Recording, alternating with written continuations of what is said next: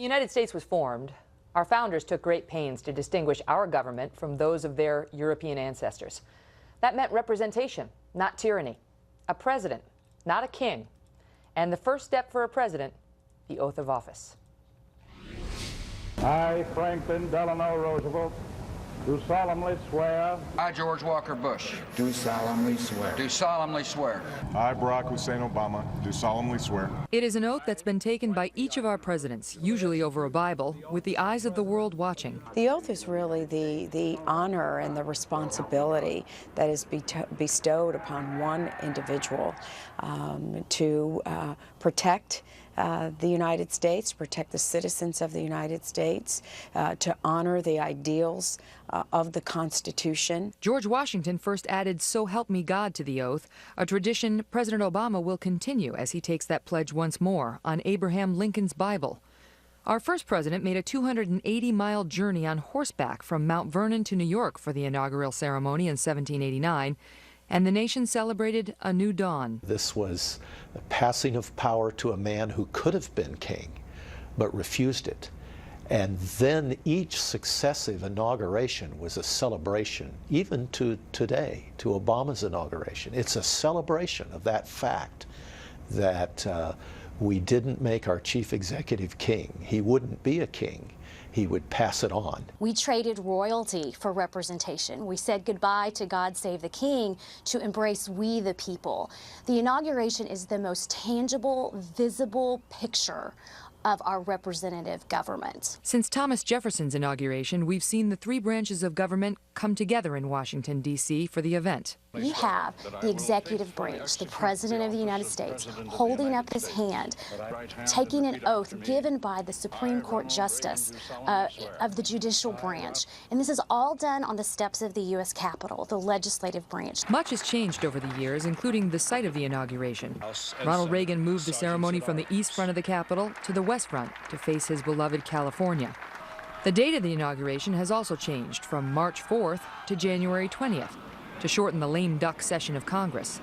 This year, the 20th falls on a Sunday, so the public event is on the 21st. Democracy is the binding thread of the event, something we celebrate even in the wake of bitter elections.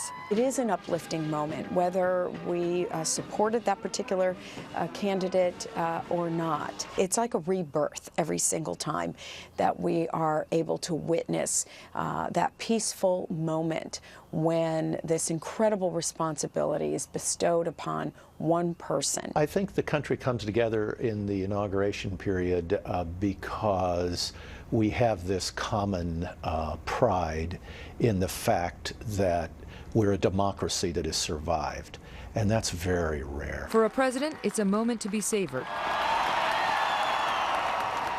It's his greatest moment, the brief moment where he can celebrate and enjoy the fact that he got elected. Many inaugurations have marked important events in history. Abraham Lincoln, after the Emancipation Proclamation, he had African Americans participate in the inaugural parade. This was a first. This is a symbol that we, have abolished slavery and that we have moved on. I also think about Bill Clinton. He used some beautiful language to say, this ceremony takes place in winter, but we are the spring. And that was a really hopeful way to prepare America for some globalization and big changes coming. Sometimes there has been tragedy, too. The inauguration of the 9th president, William Henry Harrison, he marched around the streets of Washington in the snow rehearsing his speech.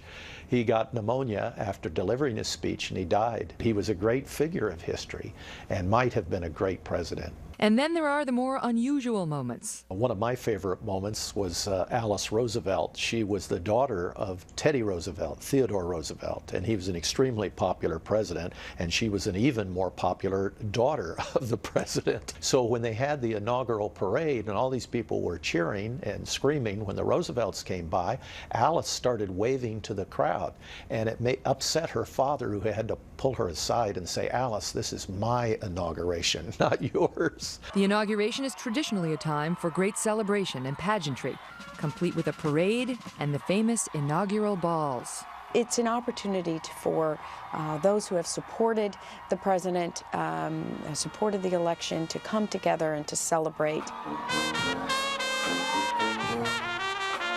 Dolly Madison was the first one to preside over a ball. She wore a buff velvet dress, which was very beautiful, but it was also very American because she didn't wear diamonds like a queen. She made a statement, I'm wearing pearls. That's more appropriate for a first lady. As the crowds swell this week, it will be a testament not to one man, but to the greatness of America.